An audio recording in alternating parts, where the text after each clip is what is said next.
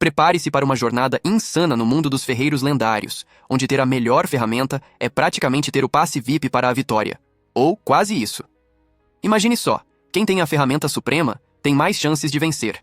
E é exatamente isso que acontece quando ela, com aquele brilho nos olhos, saca o martelo sagrado do ferreiro de classificação épica e declara com toda a convicção do mundo que, por mais fantástico que seja o item, sem a habilidade de um mestre ferreiro, ele não serve para nadinha. Por isso, nossa heroína resolve absorver a habilidade suprema, ou melhor, copiar aquela técnica marota, e começa a analisar o garoto na frente dela. Só que do nada, o que ela vê a deixa de queixo caído. Grid, com uma cara de quem não acredita no próprio destino, fica ali parada, encarando e se perguntando se perdeu algum detalhe crucial. Aí, o sistema surge para estragar a festa. Você não consegue analisar essa habilidade, meu bem, porque o nível está absurdamente baixo. E ela, com sua análise de nível 7, afinal, já copiou as habilidades de um ferreiro avançado quando ainda estava no nível 5. Fica pasma, achando impossível que aquele sujeito seja realmente um mestre. Mas olha só, logo vem a dúvida. Será que ele tem mesmo uma classe épica? A resposta de forma debochada é: claro que não. Aqui só os meus agnósticos e eu temos essa classe única. Sem perder tempo e sentindo a pressão da derrota iminente, ela chama o Rabbit, que chega logo perguntando: qual é o pepino? E de forma intrigada, ela questiona se aquele cara tem um mentor mandando ele participar desse duelo maluco.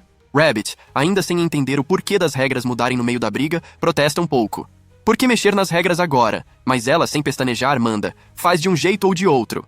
Depois de uma breve reflexão, Rabbit acena, confirmando que tá tudo sob controle. Enquanto isso, Grid, ainda intrigado com a cena, corre até o apresentador, que rapidamente convoca o Khan para subir ao palco. Afinal, a Irina está dando aquela vantagem surpreendente. Khan se pergunta o que está rolando, e o apresentador explica que a Irina afirmou que tinha o direito de ajudar o seu aprendiz. A plateia então começa a cochichar que seriam 2 contra 1, porque segundo eles, a Irina é demais. Aí Grid pensa: esse esquema parece que querem me subestimar. Mas o experiente C logo intervém, dizendo que, se foi assim que ela quis, eles vão se unir para derrubá-la. Ele ainda elogia o privilégio de trabalhar com um ferreiro que ele respeita e pergunta ao garoto se ele também pode ter a chance de proteger seu legado. O jovem, com aquela autoconfiança juvenil, responde: claro, vamos acabar com essa mimada. De uma vez por todas. Nesse exato momento, ela percebe que a sorte pode sorrir para ela. É a hora de pedir ao alvo dela, Khan, que transfira sua habilidade incrível. Com um toque audacioso, ela utiliza o artesanato do ferreiro avançado de nível 2 para copiar a habilidade desejada. E é aí que ela começa a acreditar que, se ambos tiverem habilidades no mesmo nível, o resultado vai ser decididamente uma questão de sorte. E mesmo que ele seja um mestre, o duelo está apenas esquentando. Algum tempo depois, a garota continua acompanhando cada martelada dos dois e não esconde seu espanto. Vocês ainda estão martelando? Será que são mesmo idiotas? Afinal, ela já terminou de derreter a sua lâmina e confia que, com a sorte sempre ao seu lado, a vitória é certa.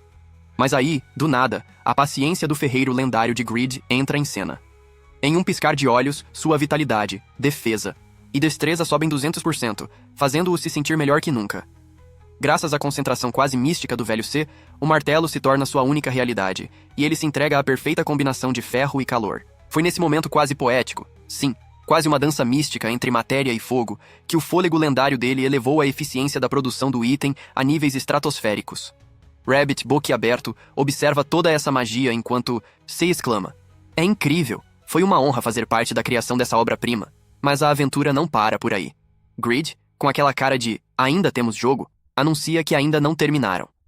Eles vão usar o chifre de Minotauro para fabricar o cabo, já que ele investiu 10 gold nessa preciosidade. Nesse instante, todos ficam de queixo caído com a adaga de Irina. O apresentador, sem poupar elogios, revela que ela já terminou a sua adaga, um item que exala beleza, assim como sua criadora, que conseguiu criar essa maravilha em menos de 3 horas.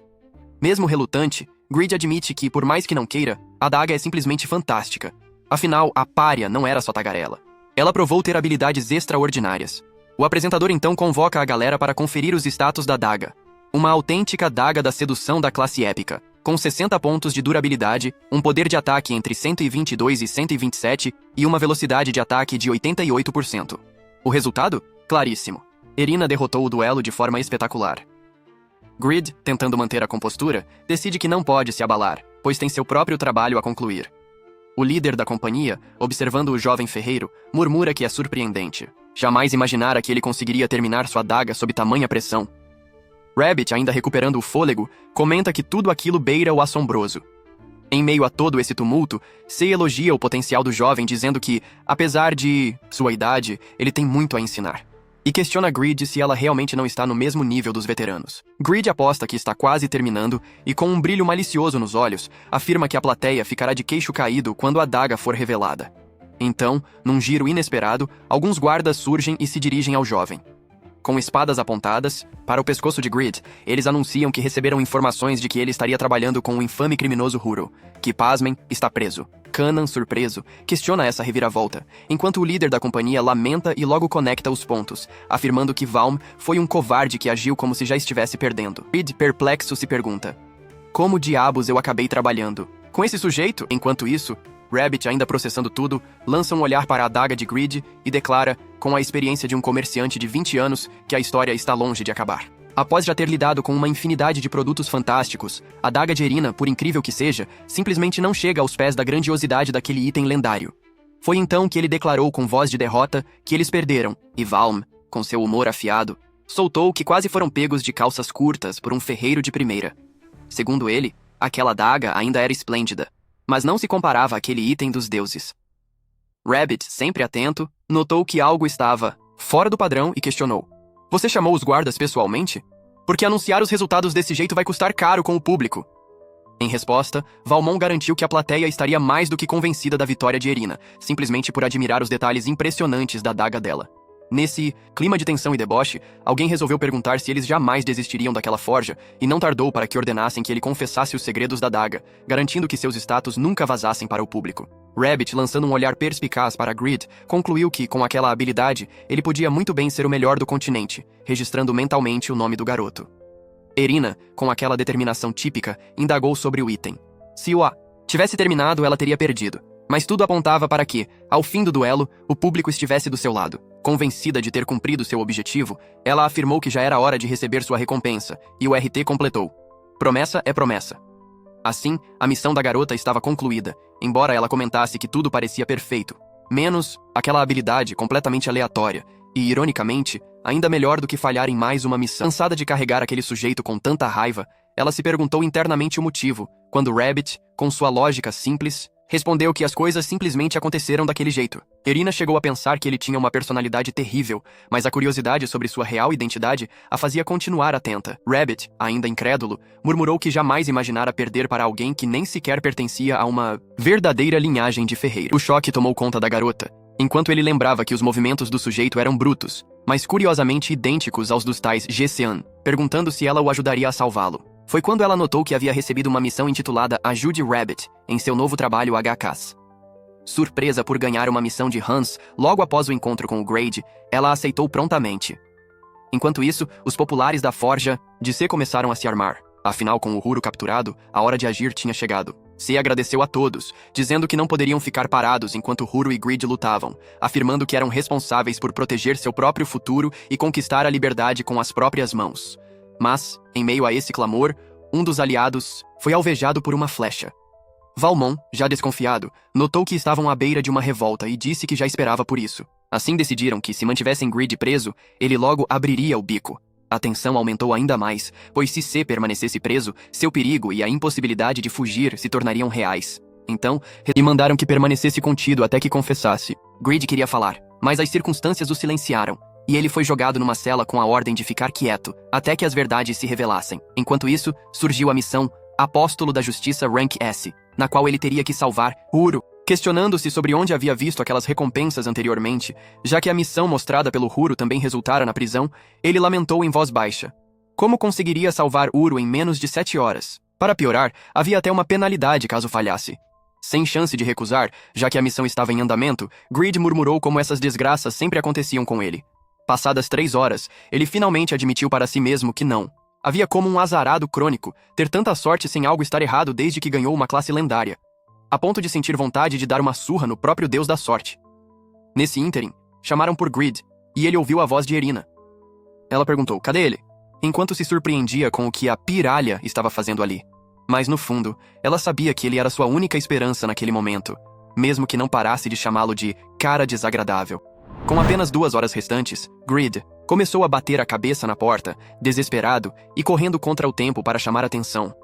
Quando Irina finalmente o avistou, deparou-se com uma cena inusitada. Ele estava sangrando pela prula. Rindo da situação, ela exclamou que, deixando aquela bagunça de lado, era bom que ele tivesse sido encontrado, e prometeu tirá-lo dali. Antes disso, ela devolveu sua adaga a ele, elogiando o esforço empregado na criação.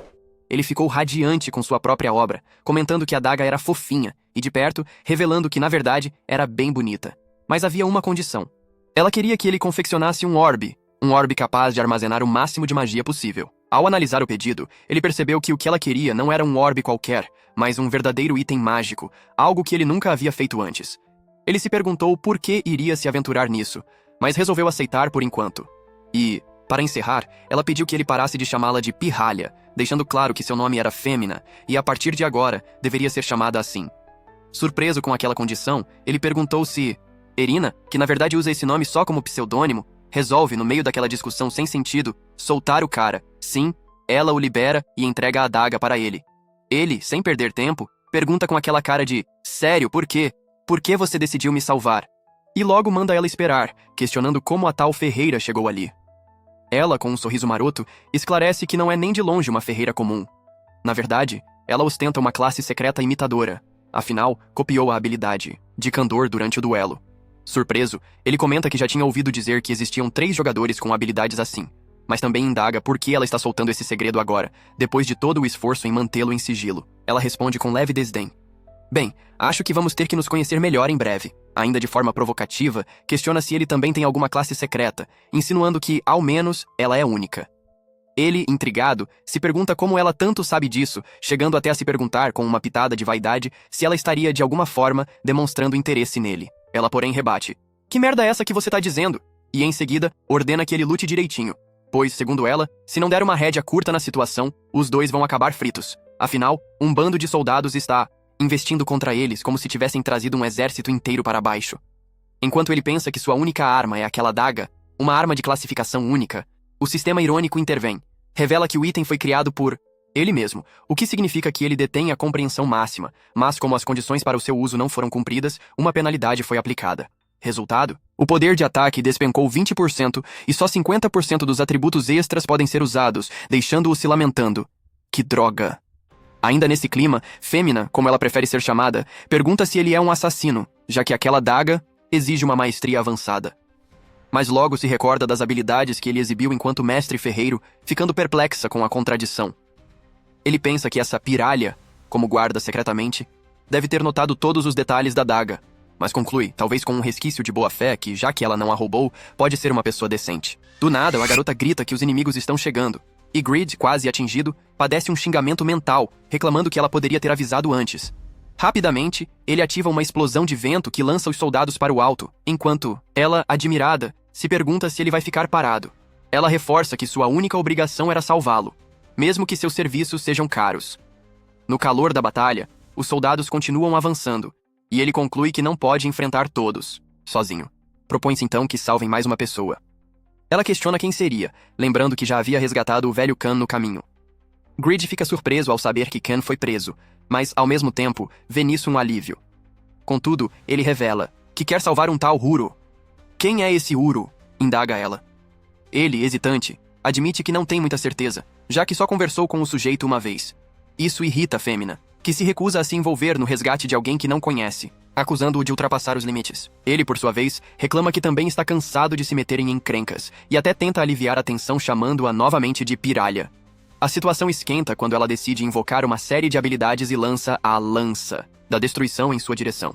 Grid consegue desviar, mas a investida afeta todos os NPCs por perto, que começam a comentar o quão perigosa ela é.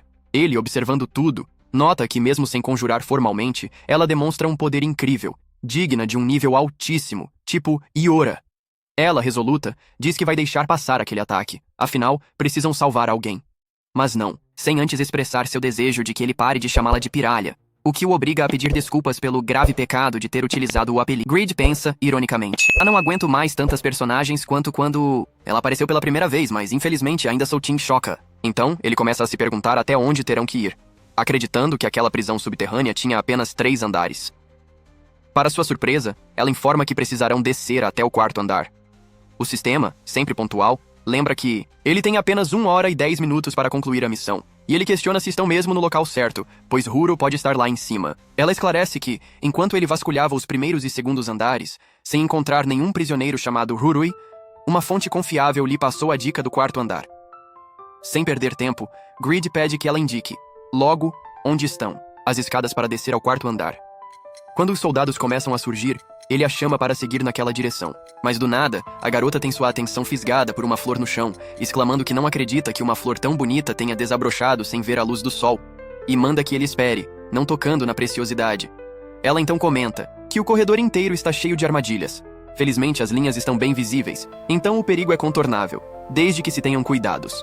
Porém, enquanto ele tenta avançar com cautela, a distração dela com a flor quase faz com que ele perca a cabeça. Literalmente, ele quase se atrapalha com as armadilhas ativadas por ela. Grid, irritado, grita para a Femina se ligar, perguntando quantas vezes precisará alertá-la sobre as armadilhas. Ela responde que, na verdade, é mais seguro ativá-las todas, reforçando, ainda que de forma impaciente, sua convicção de que está ajudando mais do que ele imagina. Logo, os guardas começam a os cercar, e Grid acaba caindo num buraco de armadilha que ela preparou. Não esquece de deixar seu like e se inscrever no canal. E, eu deixei um vídeo incrível aqui na tela, que com certeza vai te prender. Então, não perca tempo e clique para assistir. Vamos continuar essa conversa lá nos comentários, quero saber suas teorias e o que você achou dos personagens. Valeu por assistirem e até a próxima aventura.